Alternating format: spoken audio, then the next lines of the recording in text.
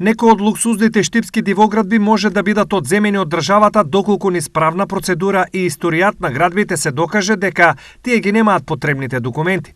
Според наши информации, пријави до Штипското основно обвинителство за бесправна градба има, но дали тие ќе бидат прифатени и како по нив ќе се постапува, никој не знае.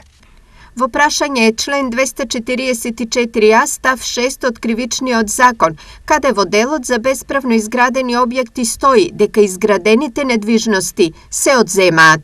Посочуваат правни експерти за ТВ Стар. Од друга страна, градежни експерти размислуваат на следниот начин. Дека вака големи објекти ќе бидат срушени, шансите се многу мали бидејќи живееме во градежен хаос. Дивоградби имаат сите, пратеници, министри, бизнисмени, граѓани. Од кој тргнеш, со кој да завршиш? Гласно прашува нашиот соговорник. Оваа состојба им е позната на сите, но се чини кулминацијата е во следново. Државен имот во вредност од речиси 150 милиони евра, нема имотен лист. Меѓу објектите кои се без имотен лист е изградата во која е Министерството за транспорт, која пак е изготвувач на законот за легализација на имот. Но без имотен лист се и претседателските вили на Водно, парламентот и многу други. Покажуваат ревизорските извештаи. Во државата има над 300.000 девоградби, а само во Штип околу 16.000, велат последните податоци.